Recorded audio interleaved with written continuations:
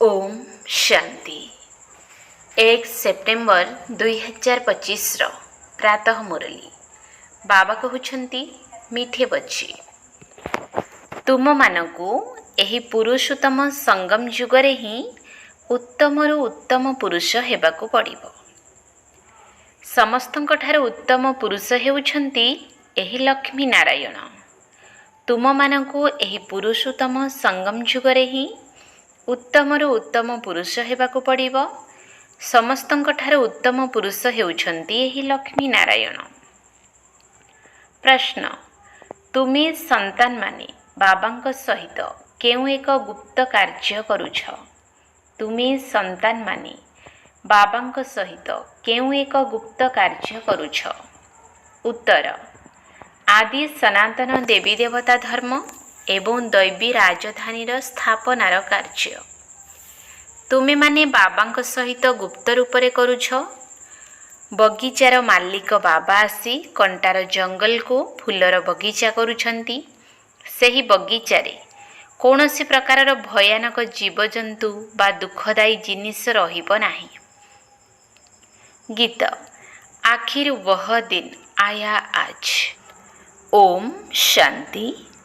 आत्मिक पिता बसी आत्मिक संतान मानकु बुझाउछंती। निश्चय शरीर द्वारा तो बुझाइबे ना। आत्मा शरीर बिना कौनसी कार्य करि परिबो नाही। आत्मिक बाबांकु मध्य थरे मात्र पुरुषोत्तम संगम जुगरे शरीरर आधार नेबाकु पड़ी थाए। एही संगम जुगकु पुरुषोत्तम जुग मध्य कुहाजिबो। काहेकि ना एही संगम जुग परे पुणी सत्य जुग आसी थाए। सत्य जुग को मध्य पुरुषोत्तम जुग कुहाजिबो। बाबा आसी पुरुषोत्तम जुगर स्थापना करुछंती। संगम जुगरे बाबा आसुथिबारु एहा मध्य पुरुषोत्तम जुग हेला ना। एही ठारे ही पिला मानको पुरुषोत्तम कराउछंती। पुणी तुमे पुरुषोत्तम नुआ दुनिया रे रहिबो। पुरुषोत्तम अर्थात उत्तम उत्तम पुरुष एही राधा कृष्ण अथवा लक्ष्मी नारायण हटंती। एही ज्ञान मध्य तुम पाखरे अछि। अन्य धर्मावलंबी माने मध्य मानिबे जे वास्तव रे लक्ष्मी नारायण स्वर्गर मालिक थिले। भारतर केते श्रेष्ठ महिमा रहिछि, किंतु भारतवासी निजे ही जानि नाहंती। कहउछंती मध्य अमुक स्वर्गवासी हेला, किंतु स्वर्ग की प्रकार जिनिस एकथा केही बुझी नाहंती।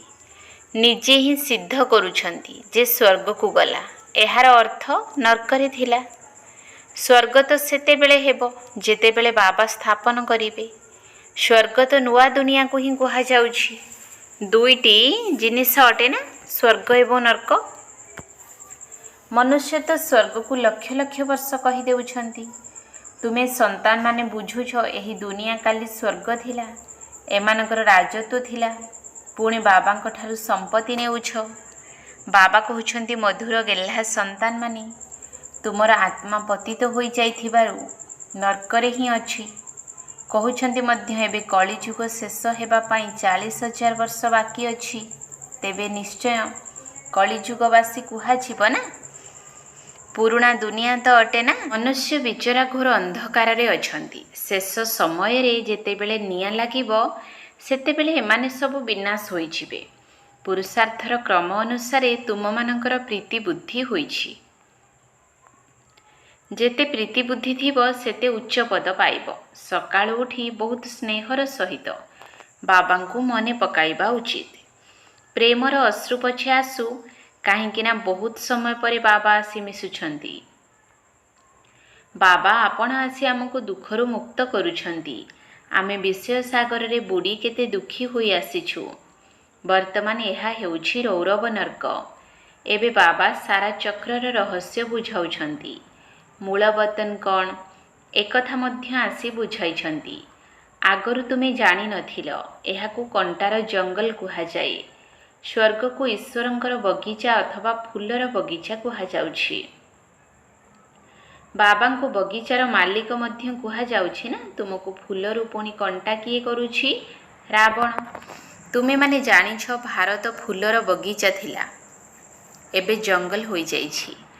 जंगल रे जीव जंतु बिछा आदि रही थांती। ସତ୍ୟଯୁଗରେ କୌଣସି ଭୟଙ୍କର ଜୀବଜନ୍ତୁ ଆଦି ରହିବେ ନାହିଁ। ଶାସ୍ତ୍ରରେ ତ ବହୁତ କଥା ଲେଖିଦେଇଛନ୍ତି। ଶ୍ରୀକୃଷ୍ଣଙ୍କୁ ସର୍ପ ଦଂଶନ କଲା ଇତ୍ୟାଦି ଇତ୍ୟାଦି। ଶ୍ରୀକୃଷ୍ଣଙ୍କୁ ପୁଣି ଦ୍ୱାପରକୁ ନେଇଯାଇଛନ୍ତି। ବାବା ବୁଝାଇଛନ୍ତି ଭକ୍ତି ପୁରା ଅଲଗା ଜିନିଷ ଅଟେ। ଜ୍ଞାନର ସାଗର ଏକ ବାବା ହିଁ ଅଟନ୍ତି। ଏପରି ନୁହେଁ କି ବ୍ରହ୍ମା ବିଷ୍ଣୁ ଶଙ୍କର ଜ୍ଞାନର ସାଗର ଅଟନ୍ତି। ନା, ପତିତ ପାବନ କେବଳ ହିଁ ଜ୍ଞାନର ସାଗର ଶିବ ବାବାଙ୍କୁ କୁହାଯିବ। ଜ୍ଞାନ ଦ୍ୱାରା ହିଁ ମନୁଷ୍ୟଙ୍କର ସଦ୍ଗତି ହୋଇଥାଏ। ସଦ୍ଗତିର ସ୍ଥାନ ହେଲା ଦୁଇଟି, ମୁକ୍ତିଧାମ ଏବଂ ଜୀବନ ମୁକ୍ତିଧାମ। ଏବେ ତୁମେମାନେ ଜାଣିଛ ରାଜଧାନୀ ସ୍ଥାପନ ହେଉଛି, କିନ୍ତୁ ଗୁପ୍ତ ଭାବରେ। ବାବା ହିଁ ଆସି ଆଦି ସନାତନ ଦେବୀ ଦେବତା ଧର୍ମ ସ୍ଥାପନା କରୁଛନ୍ତି। ତେଣୁ ପ୍ରତ୍ୟେକ ଆତ୍ମା ନିଜ ନିଜର ମନୁଷ୍ୟ ଶରୀରରେ ଆସୁଛନ୍ତି। ବାବାଙ୍କର ନିଜର ତ ଶରୀର ନାହିଁ, ସେଥିପାଇଁ ଏହାଙ୍କୁ ନିରାକାର ଈଶ୍ୱର ପିତା ବୋଲି କୁହାଯାଉଛି। ବାକି ସବୁ ସାକାରୀ ଅଟନ୍ତି।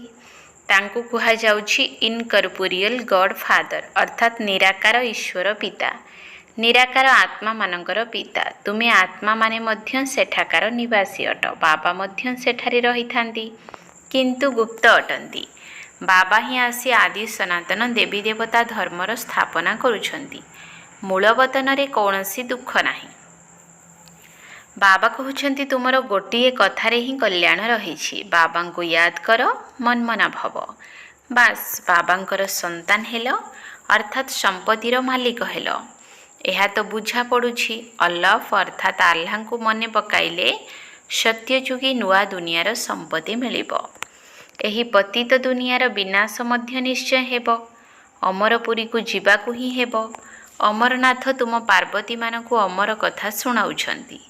ବିଭିନ୍ନ ତୀର୍ଥସ୍ଥାନକୁ କେତେ ମଣିଷ ଯାଇଥାନ୍ତି। ଅମରନାଥକୁ ମଧ୍ୟ କେତେ ମନୁଷ୍ୟମାନେ ଯାଉଛନ୍ତି। ସେଠାରେ ତ କିଛି ବି ନାହିଁ, ସବୁ ହେଲା ଠକାମି। ଟିକିଏ ହେଲେ ସତ୍ୟ ନାହିଁ। ଗାୟନ ମଧ୍ୟ ରହିଛି, ମିଛ ମାୟା ମିଛ କାୟା। ଏହାର ମଧ୍ୟ ଅର୍ଥ ବାହାର କରିବା ଉଚିତ। ଏଠାରେ ସବୁ ମିଛ ଅଟେ। ଏହା ମଧ୍ୟ ଜ୍ଞାନର କଥା ଅଟେ। ଏପରି ନୁହେଁ ଯେ ଗ୍ଲାସକୁ ଗ୍ଲାସ କହିବା ମିଛ। ବାକି ବାବାଙ୍କ ବିଷୟରେ ଯାହା କିଛି କହୁଛନ୍ତି ସବୁ ମିଛ କହୁଛନ୍ତି। ଏକା ବାବା ହିଁ ସତ୍ୟ କହିଥାନ୍ତି। ଏବେ ତୁମେ ଜାଣୁଛ ବାବା ଆସି ପ୍ରକୃତ ସତ୍ୟନାରାୟଣଙ୍କ କଥା ଶୁଣାଉଛନ୍ତି। କୃତ୍ରିମ ହୀରା ମୋତି ମଧ୍ୟ ଥାଏ ନା। ଆଜିକାଲି କୃତ୍ରିମର ବହୁତ ଆଡ଼ମ୍ବର ରହିଛି। ସେଗୁଡ଼ିକର ଚମକ ସତ୍ୟଠାରୁ ମଧ୍ୟ ଭଲ ଦେଖାଯାଏ। ଏହି କୃତ୍ରିମ ପଥର ସବୁ ଭାରତରେ ପୂର୍ବରୁ ନଥିଲା, ପରେ ବିଦେଶରୁ ଆସିଛି। ଅସଲି ଓ ନକଲିକୁ ଏକାଠି ମିଶାଇ ଦେଉଛନ୍ତି, ଜଣାପଡ଼େ ନାହିଁ। ପୁଣି ଏଭଳି ଜିନିଷ ମଧ୍ୟ ବାହାରିଛି ଯାହା ସାହାଯ୍ୟରେ ପରଖିଥାନ୍ତି। ମୋତି ମଧ୍ୟ ଏଭଳି ନକଲି ବାହାରିଛି ଯେ ଟିକେ ବି ନକଲି ବୋଲି ଜଣାପଡ଼ୁନାହିଁ। ଏବେ ତୁମ ପିଲାମାନଙ୍କର କୌଣସି ବି ସନ୍ଦେହ ନାହିଁ। ସଂଶୟ ବୁଦ୍ଧି ସମ୍ପନ୍ନ ଆତ୍ମା ଏଠାକୁ ଆସନ୍ତି ନାହିଁ। ପ୍ରଦର୍ଶନୀକୁ କେତେ ଢେର ଆସୁଛନ୍ତି। ବାବା କହୁଛନ୍ତି ଏବେ ବଡ଼ ବଡ଼ ଦୋକାନ ଅର୍ଥାତ୍ ସେଣ୍ଟର ଖୋଲ। ଏହା ହିଁ ତୁମର ଏକମାତ୍ର ଅବିନାଶୀ ରୋଜଗାରର ଦୋକାନ ଅଟେ। ତୁମେ ସତ୍ୟ ଦୋକାନ ଖୋଲୁଛ। ବଡ଼ ବଡ଼ ସନ୍ନ୍ୟାସୀମାନଙ୍କର ବଡ଼ ବଡ଼ ଦୋକାନ ରହିଥାଏ, ଯେଉଁଠାକୁ ବଡ଼ ବଡ଼ ମନୁଷ୍ୟମାନେ ଯାଇଥାନ୍ତି। ତୁମେ ମଧ୍ୟ ବଡ଼ ବଡ଼ ସେଣ୍ଟର ଖୋଲ। ଭକ୍ତି ମାର୍ଗର ସାମଗ୍ରୀ ବିଲକୁଲ ଅଲଗା। ଏପରି କୁହାଯିବ ନାହିଁ ଯେ ଆରମ୍ଭରୁ ଭକ୍ତି ଚାଲି ଆସିଛି। ନା, ଜ୍ଞାନ ଦ୍ୱାରା ସଦ୍ଗତି ଅର୍ଥାତ୍ ଦିନ ହୋଇଥାଏ। ସେଠାରେ ସମ୍ପୂର୍ଣ୍ଣ ନିର୍ବିକାରୀ ବିଶ୍ୱର ମାଲିକ ଥିଲେ। ମନୁଷ୍ୟମାନଙ୍କୁ ଏକଥା ମଧ୍ୟ ଜଣା ନାହିଁ ଯେ ଏହି ଲକ୍ଷ୍ମୀ ନାରାୟଣ ବିଶ୍ୱର ମାଲିକ ଥିଲେ। ସୂର୍ଯ୍ୟବଂଶୀ ଏବଂ ଚନ୍ଦ୍ରବଂଶୀ ଆଉ କୌଣସି ଧର୍ମ ନଥାଏ। ପିଲାମାନେ ଗୀତ ମଧ୍ୟ ଶୁଣୁଛନ୍ତି। ତୁମେ ସନ୍ତାନମାନେ ବୁଝୁଛ ଯେ ଶେଷରେ ସଙ୍ଗମର ସେହି ଦିନ ଆସି ପହଞ୍ଚିଛି, ଯାହାକି ଆମେ ଆସି ବେହଦ୍ର ବାବାଙ୍କ ସହିତ ମିଶୁଛୁ। ବେହଦ୍ର ସମ୍ପତ୍ତି ପାଇବା ପାଇଁ ପୁରୁଷାର୍ଥ କରୁଛୁ। ସତ୍ୟଯୁଗରେ ତ ଏପରି କୁହାଯିବ ନାହିଁ। ଶେଷରେ ସେହି ଦିନ ଆସିଛି। ସେମାନେ ଭାବୁଛନ୍ତି ବହୁତ ଶସ୍ୟ ହେବ, ଏପରି ହେବ। ଭାବୁଛନ୍ତି ଆମେ ସ୍ୱର୍ଗର ସ୍ଥାପନା କରୁଛୁ। ଭାବୁଛନ୍ତି ଛାତ୍ରମାନଙ୍କର ନୂଆ ରକ୍ତ ଏମାନେ ବହୁତ ସାହାଯ୍ୟ କରିବେ। ସେଥିପାଇଁ ସରକାର ସେମାନଙ୍କର ଉନ୍ନତି ପାଇଁ ବହୁତ ମେହନତ କରୁଛି। କିନ୍ତୁ ଝଗଡ଼ା କରି ପଥର ଆଦି ମଧ୍ୟ ସେହିମାନେ ହିଁ ମାରୁଛନ୍ତି। ହଙ୍ଗାମା କରିବାରେ ପ୍ରଥମେ ଛାତ୍ରମାନେ ହିଁ ଆଗରେ ରହିଥାନ୍ତି। ସେମାନେ ବହୁତ ଚତୁର ଅଟନ୍ତି। ତାଙ୍କର ନୂଆ ରକ୍ତ ବୋଲି କୁହାଯାଉଛି, କିନ୍ତୁ ନୂଆ ରକ୍ତର ତ କୌଣସି କଥା ହିଁ ନାହିଁ। ତାହା ହେଲା ରକ୍ତ ସମ୍ପର୍କ। ବର୍ତ୍ତମାନ ତୁମର ଏହା ଆତ୍ମିକ ସମ୍ପର୍କ ଅଟେ। କହିଥାନ୍ତି ନା, ବାବା ମୁଁ ଆପଣଙ୍କର 2 ମାସର ସନ୍ତାନ ଅଟେ। କେତେକ ସନ୍ତାନ ଅଲୌକିକ ଜନ୍ମଦିନ ପାଳନ କରିଥାନ୍ତି। ଈଶ୍ୱରୀୟ ଜନ୍ମଦିନ ହିଁ ପାଳନ କରିବା ଉଚିତ। ସେହି ଶାରୀରିକ ଜନ୍ମଦିନ ବାତିଲ କରିଦେବା ଉଚିତ। କହିବା ଦରକାର ଯେ ମୁଁ ବ୍ରାହ୍ମଣମାନଙ୍କୁ ହିଁ ଖୁଆଇବି। ଅଲୌକିକ ଜନ୍ମ ପାଳନ କରିବା ଉଚିତ ନା। ତାହା ହେଲା ଆସୁରୀ ଜନ୍ମ, ଏହା ହେଲା ଈଶ୍ୱରୀୟ ଜନ୍ମ। ରାତି ଦିନର ଫରକ ରହିଛି, କିନ୍ତୁ ଯେବେ ନିଶ୍ଚୟ ଆସିବ ତେବେ ହିଁ ଏହା କରିବା ସମ୍ଭବ। ଏପରି ନୁହେଁ ଈଶ୍ୱରୀୟ ଜନ୍ମ ପାଳନ କରି ପୁଣି ଯାଇ ଆସୁରୀ ଜନ୍ମରେ ପଡ଼ିବା। ଏମିତି ବି ହେଉଛି। ଈଶ୍ୱରୀୟ ଜନ୍ମ ପାଳନ କରୁ କରୁ ପୁଣି ଅଦୃଶ୍ୟ ହୋଇଯାଉଛନ୍ତି। ଆଜିକାଲି ତ ବିବାହର ବାର୍ଷିକ ଉତ୍ସବ ବି ପାଳନ କରୁଛନ୍ତି। ବିବାହକୁ ଯେପରି ଭଲ ଶୁଭ କାର୍ଯ୍ୟ ବୋଲି ଭାବୁଛନ୍ତି। ନର୍କକୁ ଯିବାର ଦିନକୁ ମଧ୍ୟ ପାଳନ କରୁଛନ୍ତି। ଆଶ୍ଚର୍ଯ୍ୟ ଅଟେ ନା। ବାବା ବସି ଏହିସବୁ କଥା ବୁଝାଉଛନ୍ତି। ଏବେ ତୁମକୁ ତ ବ୍ରାହ୍ମଣମାନଙ୍କ ସହିତ ଈଶ୍ୱରୀୟ ଜନ୍ମଦିନ ହିଁ ପାଳନ କରିବାର ଅଛି। ମୁଁ ଶିବ ବାବାଙ୍କ ସନ୍ତାନ। ଏହି ସ୍ମୃତିରେ ଜନ୍ମଦିନ ପାଳନ କଲେ ଶିବ ବାବା ହିଁ ମନେ ରହିବେ। ନିଶ୍ଚୟ ବୁଦ୍ଧି ସନ୍ତାନମାନେ ହିଁ ଜନ୍ମଦିନ ପାଳନ କରିବା ଉଚିତ। ଆସୁରୀ ଜନ୍ମକୁ ଭୁଲିଯିବା ଦରକାର। ଏହି ରାୟ ମଧ୍ୟ ବାବା ଦେଉଛନ୍ତି। ଯଦି ପକ୍କା ନିଶ୍ଚୟ ବୁଦ୍ଧି ହୋଇଥିବ ତେବେ ହିଁ ହେବ। ବାସ୍ ମୁଁ ବାବାଙ୍କର ହୋଇଗଲି, ମୋର ଆଉ କେହି ନାହାନ୍ତି। ତେବେ ଅନ୍ତମତି ଅନୁସାରେ ଗତି ଅର୍ଥାତ୍ ପଦ ହୋଇଯିବ। ବାବାଙ୍କ ସ୍ମୃତିରେ ଦେହତ୍ୟାଗ କଲେ ପରଜନ୍ମ ମଧ୍ୟ ସେହିପରି ମିଳିବ। ନଚେତ୍ ଅନ୍ତକାଳରେ ଯିଏ ସ୍ତ୍ରୀକୁ ସ୍ମରଣ କରେ, ଏହା ମଧ୍ୟ ଗ୍ରନ୍ଥ ସାହେବରେ ରହିଛି। ଏଠାରେ ପୁଣି କହିଛନ୍ତି ଅନ୍ତ ସମୟରେ ଗଙ୍ଗା କୂଳରେ ଥିବ। ଏସବୁ ହେଲା ଭକ୍ତି ମାର୍ଗର କଥା। ତୁମକୁ ବାବା କହୁଛନ୍ତି ଶରୀର ଛାଡ଼ିବା ସମୟରେ ମଧ୍ୟ ସ୍ୱଦର୍ଶନ ଚକ୍ରଧାରୀ ସ୍ଥିତିରେ ଥାଅ। ବୁଦ୍ଧିରେ ବାବା ଏବଂ ଚକ୍ର ମନେ ଥାଉ। ତାହା ନିଶ୍ଚୟ ସେତେବେଳେ ହେବ ଯେତେବେଳେ ପୁରୁଷାର୍ଥ କରି ଚାଲିଥିବ। ତେବେ ତ ଅନ୍ତକାଳରେ ସ୍ମୃତି ଆସିବ।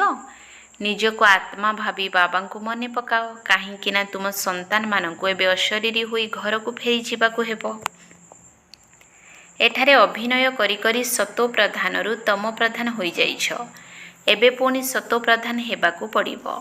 ବର୍ତ୍ତମାନ ଆତ୍ମା ହିଁ ଅପବିତ୍ର ଅଟେ। ତେବେ ଶରୀର ପୁଣି ପବିତ୍ର କିପରି ମିଳିପାରିବ? ବାବା ବହୁତ ଉଦାହରଣ ଦେଇ ବୁଝାଉଛନ୍ତି। ଯେହେତୁ ବାବା ରତ୍ନ ବ୍ୟବସାୟୀ ଅଟନ୍ତି ନା, ଖାଦ ଅଳଙ୍କାରରେ ନୁହେଁ ସୁନାରେ ମିଶିଥାଏ। 24 କ୍ୟାରେଟରୁ 22 କ୍ୟାରେଟ କରିବାକୁ ହେଲେ ରୂପା ମିଶାଇବେ। ଏବେ ତ ସୁନା ହିଁ ନାହିଁ, ସମସ୍ତଙ୍କ ଠାରୁ ନେଇ ଚାଲିଛନ୍ତି। ଆଜିକାଲି ଦେଖ ନୋଟ୍ ମଧ୍ୟ କିପରି ତିଆରି କରୁଛନ୍ତି, କାଗଜ ବି ନାହିଁ। ପିଲାମାନେ ଜାଣିଛନ୍ତି କଳ୍ପକଳ୍ପ ଏପରି ହୋଇ ଆସିଛି। ପୁରା ଯାଞ୍ଚ କରୁଛନ୍ତି। ଲକର୍ସ ଆଦି ସବୁ ଖୋଲି ଚେକିଂ କରୁଛନ୍ତି। ଯେପରି କାହାର ତଲାସି ଆଦି କରାଯାଇଥାଏ ନା, ଗାୟନ ମଧ୍ୟ ରହିଛି। କାହାର ମାଟିରେ ଦବିଯିବ। ଭୀଷଣ ଅଗ୍ନିକାଣ୍ଡ ମଧ୍ୟ ହେବ। ତୁମେ ପିଲାମାନେ ଜାଣିଛ ଏସବୁ ହେବ। ସେଥିପାଇଁ ତୁମେ ଭବିଷ୍ୟତ ପାଇଁ ବ୍ୟାଗେଜ୍ ପ୍ରସ୍ତୁତ କରୁଛ। ଆଉ କାହାକୁ କ'ଣ କିଛି ଜଣା ଅଛି କି? ତୁମକୁ ହିଁ 21 ଜନ୍ମ ପାଇଁ ସମ୍ପତ୍ତି ମିଳୁଛି। ତୁମ ପଇସାରେ ହିଁ ଭାରତକୁ ସ୍ୱର୍ଗ କରୁଛନ୍ତି, ଯେଉଁଠି ପୁଣି ତୁମେ ହିଁ ନିବାସ କରିବ। ତୁମେ ପିଲାମାନେ ନିଜର ପୁରୁଷାର୍ଥ ଦ୍ୱାରା ହିଁ ନିଜେ ରାଜତିଳକ ନେଉଛ। ଦୀନବନ୍ଧୁ ବାବା ସ୍ୱର୍ଗର ମାଲିକ କରିବାକୁ ଆସିଛନ୍ତି। କିନ୍ତୁ ହେବ ତ ନିଜର ପାଠପଢ଼ା ଦ୍ୱାରା ନା, କୃପା ଅଥବା ଆଶୀର୍ବାଦ ଦ୍ୱାରା ନୁହେଁ। ପଢ଼ାଇବା ତ ହେଉଛି ଶିକ୍ଷକଙ୍କର ଧର୍ମ। କୃପାର କୌଣସି କଥା ନାହିଁ। ଶିକ୍ଷକଙ୍କୁ ସରକାର ଠାରୁ ଦରମା ମିଳିଥାଏ। ସେମାନେ ତ ନିଶ୍ଚୟ ପଢ଼ାଇବେ। ଏତେ ବଡ଼ ପୁରସ୍କାର ମିଳୁଛି। ତୁମେ ପଦ୍ମା ପଦମପତି ହେଉଛ। ଶ୍ରୀକୃଷ୍ଣଙ୍କ ପାଦରେ ପଦମର ଚିହ୍ନ ଦେଇଥାନ୍ତି। ତୁମେ ଏଠାକୁ ଆସିଛ ଭବିଷ୍ୟତରେ ପଦମପତି ହେବା ପାଇଁ। ତୁମେ ବହୁତ ସୁଖୀ, ସାହୁକାର, ଅମର ହେଉଛ। କାଳ ଉପରେ ବିଜୟ ପ୍ରାପ୍ତ କରୁଛ। ଏହିସବୁ କଥାକୁ ମନୁଷ୍ୟ ବୁଝିପାରିବେ ନାହିଁ। ତୁମର ଆୟୁ ପୂରା ହୋଇଯାଉଛି। ତୁମେ ଅମର ହୋଇଯାଉଛ। ସେମାନେ ପୁଣି ପାଣ୍ଡବଙ୍କର ଲମ୍ବା ଚଉଡ଼ା ଚିତ୍ର ତିଆରି କରିଦେଇଛନ୍ତି। ଭାବୁଛନ୍ତି ପାଣ୍ଡବ ଏତେ ଡେଙ୍ଗା ଥିଲେ। ତୁମେ ହିଁ ପାଣ୍ଡବ ଅଟ। କେତେ ରାତି ଦିନର ଫରକ ରହିଛି। ମନୁଷ୍ୟ କେହି ଅତ୍ୟଧିକ ଲମ୍ବା ତ ହୋଇନଥାନ୍ତି, 6 ଫୁଟର ହିଁ ହୋଇଥାନ୍ତି। ଭକ୍ତି ମାର୍ଗରେ ପ୍ରଥମେ ଶିବ ବାବାଙ୍କର ଭକ୍ତି ହୋଇଥାଏ। ବାବାଙ୍କ ଚିତ୍ରକୁ ତ ବଡ଼ କରି ତିଆରି କରିବେ ନାହିଁ। ପ୍ରଥମେ ଶିବ ବାବାଙ୍କର ଅବ୍ୟଭିଚାରୀ ଭକ୍ତି ହେଉଛି। ପୁଣି ଦେବତାମାନଙ୍କର ମୂର୍ତ୍ତି ତିଆରି କରୁଛନ୍ତି। ତାଙ୍କର ପୁଣି ବଡ଼ ବଡ଼ ଚିତ୍ର ତିଆରି କରୁଛନ୍ତି। ପୁଣି ପାଣ୍ଡବମାନଙ୍କର ବଡ଼ ବଡ଼ ଚିତ୍ର କରିଦେଉଛନ୍ତି। ପୂଜା ନିମନ୍ତେ ହିଁ ଏସବୁ ଚିତ୍ର ତିଆରି କରୁଛନ୍ତି। 12 ମାସରେ ଥରେ ଲକ୍ଷ୍ମୀଙ୍କର ପୂଜା କରୁଛନ୍ତି। ଜଗଦମ୍ବାଙ୍କର ପୂଜା ପ୍ରତ୍ୟହ କରୁଛନ୍ତି। ଏକଥା ମଧ୍ୟ ବାବା ବୁଝାଉଛନ୍ତି ଯେ ତୁମର ଡବଲ ପୂଜା ହେଉଛି। ମୋର ତ କେବଳ ଆତ୍ମା ଅଥବା ଲିଙ୍ଗର ହିଁ ପୂଜା ହେଉଛି। ତୁମର ଶାଳଗ୍ରାମ ରୂପରେ ଏବଂ ଦେବତା ରୂପରେ ମଧ୍ୟ ପୂଜା ହେଉଛି। ରୁଦ୍ରଯଜ୍ଞ ରଚନା କଲେ କେତେ ଶାଳଗ୍ରାମ ତିଆରି କରୁଛନ୍ତି। ତେଣୁ କିଏ ବଡ଼ ହେଲେ? ସେଥିପାଇଁ ବାବା ସନ୍ତାନମାନଙ୍କୁ ନମସ୍କାର କରୁଛନ୍ତି। କେତେ ଉଚ୍ଚ ପଦ ପ୍ରାପ୍ତ କରାଉଛନ୍ତି। ବାବା କେତେ ଗହନ ଗହନ କଥା ଶୁଣାଉଛନ୍ତି। ତେଣୁ ପିଲାମାନେ କେତେ ଖୁସି ହେବା ଉଚିତ। ଭଗବାନ ଭଗବତୀ କରାଇବା ପାଇଁ ଆମକୁ ଭଗବାନ ପଢ଼ାଉଛନ୍ତି। କେତେ ଧନ୍ୟବାଦ ଦେବା ଉଚିତ। ବାବାଙ୍କ ସ୍ମୃତିରେ ରହିବା ଦ୍ୱାରା ସ୍ୱପ୍ନ ମଧ୍ୟ ଭଲ ଆସିବ, ସାକ୍ଷାତକାର ମଧ୍ୟ ହେବ। ଆଚ୍ଛା, ମିଠା ମିଠା ଶିଖିଲ ଧେ ସନ୍ତାନମାନଙ୍କ ପ୍ରତି ମାତା ପିତା ବାପଦାଦାଙ୍କର ମଧୁର ସ୍ନେହ ସମ୍ପନ୍ନ ଶୁଭେଚ୍ଛା ଏବଂ ସୁପ୍ରଭାତ। ଆତ୍ମିକ ପିତାଙ୍କର ଆତ୍ମିକ ସନ୍ତାନମାନଙ୍କୁ ନମସ୍ତେ। ଆତ୍ମିକ ସନ୍ତାନମାନଙ୍କର ଆତ୍ମିକ ବାପଦାଦାଙ୍କୁ ନମସ୍ତେ ନମସ୍ତେ ନମସ୍ତେ। ସୁପ୍ରଭାତ। ଧାରଣା ପାଇଁ ମୁଖ୍ୟ ସାର। 1 ନମ୍ବର ପଏଣ୍ଟ, ନିଜର ଈଶ୍ୱରୀୟ ଆତ୍ମିକ ଜନ୍ମଦିନ ପାଳନ କରିବା ଉଚିତ। ସମସ୍ତଙ୍କ ସହିତ ଆତ୍ମିକ ସମ୍ପର୍କ ରଖିବାକୁ ହେବ, ରକ୍ତ ସମ୍ପର୍କ ନୁହେଁ। ଆସୁରୀ ଅର୍ଥାତ୍ ଶାରୀରିକ ଜନ୍ମଦିନ ପାଳନ ମଧ୍ୟ ବନ୍ଦ କରିଦେବା ଉଚିତ। ତାହା ପୁନର୍ବାର ମନେ ପଡ଼ିବା ଉଚିତ ନୁହେଁ। ନିଜର ଈଶ୍ୱରୀୟ ଆତ୍ମିକ ଜନ୍ମଦିନ ପାଳନ କରିବା ଉଚିତ। ସମସ୍ତଙ୍କ ସହିତ ଆତ୍ମିକ ସମ୍ପର୍କ ରଖିବାକୁ ହେବ, ରକ୍ତ ସମ୍ପର୍କ ନୁହେଁ। ଆସୁରୀ ଅର୍ଥାତ୍ ଶାରୀରିକ ଜନ୍ମଦିନ ପାଳନ ମଧ୍ୟ ବନ୍ଦ କରିଦେବା ଉଚିତ। ତାହା ପୁନର୍ବାର ମନେ ପଡ଼ିବା ଉଚିତ ନୁହେଁ। 2 ନମ୍ବର ପଏଣ୍ଟ, ଭବିଷ୍ୟତ ପାଇଁ ନିଜର ବ୍ୟାଗେଜ୍ ପ୍ରସ୍ତୁତ କରି ରଖିବାକୁ ହେବ। ନିଜର ଟଙ୍କା ପଇସା ଭାରତକୁ ସ୍ୱର୍ଗ କରିବାର ସେବାରେ ସଫଳ କରିବାକୁ ହେବ। ନିଜର ପୁରୁଷାର୍ଥ ଦ୍ୱାରା ହିଁ ନିଜକୁ ରାଜତିଳକ ଦେବାକୁ ହେବ। ଭବିଷ୍ୟତ ପାଇଁ ନିଜର ବ୍ୟାଗେଜ୍ ପ୍ରସ୍ତୁତ କରି ରଖିବାକୁ ହେବ। ନିଜର ଟଙ୍କା ପଇସା ଭାରତକୁ ସ୍ୱର୍ଗ କରିବାରେ ସେବାରେ ସଫଳ କରିବାକୁ ହେବ। ନିଜର ପୁରୁଷାର୍ଥ ଦ୍ୱାରା ହିଁ ନିଜକୁ ରାଜତିଳକ ଦେବାକୁ ହେବ। ବରଦାନ, ସ୍ନେହ ଏବଂ ସହଯୋଗର ବିଧି ଦ୍ୱାରା ସହଜ ଯୋଗୀ ହୁଅ। ସ୍ନେହ ଏବଂ ସହଯୋଗର ବିଧି ଦ୍ୱାରା ସହଜ ଯୋଗୀ ହୁଅ। ବାପଦାଦାଙ୍କୁ ପିଲାମାନଙ୍କର ସ୍ନେହ ବହୁତ ପସନ୍ଦ ଅଟେ।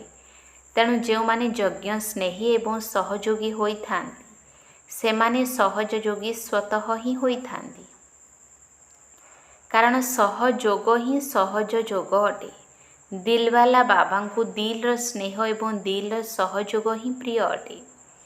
ଛୋଟ ଦିଲବାଲା ଆତ୍ମାମାନେ ଛୋଟିଆ ସଉଦା କରି ଖୁସି ହୋଇଯାଆନ୍ତି ଏବଂ ବଡ଼ ଦିଲ ଅର୍ଥାତ୍ ବିଶାଳ ହୃଦୟବାଲା ବେହଦର ସଉଦା କରିଥାନ୍ତି। ମୂଲ୍ୟ କିନ୍ତୁ ସ୍ନେହର ଅଟେ, ବସ୍ତୁର ନୁହେଁ। ସେଥିପାଇଁ ସୁଦାମାର ଖୁଦ ମୁଠାର ଗାୟନ ରହିଛି। ସେହିପରି ଯଦିଓ କେହି ବହୁତ କିଛି ଦେଇଥାଉ, କିନ୍ତୁ ସ୍ନେହ ନଥିଲେ ତାହା ଜମା ହୋଇନଥାଏ। ତେଣୁ ସ୍ନେହର ସହିତ ଯଦି ଟିକିଏ ବି ଜମା କରିଥିବ, ତେବେ ତାହା ପଦମଗୁଣା ହୋଇଯିବ। ସ୍ଲୋଗାନ, ସମୟ ଏବଂ ଶକ୍ତି ବ୍ୟର୍ଥରେ ନ ଯାଉ, ସେଥିପାଇଁ ପ୍ରଥମେ ଚିନ୍ତା କର, ତାପରେ କର। ସମୟ ଏବଂ ଶକ୍ତି ବ୍ୟର୍ଥରେ ନ ଯାଉ, ସେଥିପାଇଁ ପ୍ରଥମେ ଚିନ୍ତା କର, ତାପରେ କର। ଅବ୍ୟକ୍ତି ଇସାରା, ଏବେ ଲଗନର ଅଗ୍ନିକୁ ପ୍ରଜ୍ୱଳିତ କରି ଯୋଗକୁ ଜ୍ୱାଳା ରୂପ କର। ବାପଦାଦା ପିଲାମାନଙ୍କୁ ବିଶେଷ ଭାବରେ ଏହି ଶିକ୍ଷା ଦେଇ ଆସୁଛନ୍ତି। ପିଲାମାନେ ଏବେ ତୀବ୍ର ପୁରୁଷାର୍ଥର ଲଗନକୁ ଅଗ୍ନି ରୂପ କର, ଜ୍ୱାଳାମୁଖୀ ହୁଅ। ଯାହା ବି ସବୁ ମନର ବା ସମ୍ବନ୍ଧ ସମ୍ପର୍କର ହିସାବ କିତାବ ବାକି ରହିଯାଇଛି, ସେଗୁଡ଼ିକୁ ଜ୍ୱାଳା ସ୍ୱରୂପର ଯୋଗ ଦ୍ୱାରା ଭସ୍ମ କର। ଓମ୍ ଶାନ୍ତି।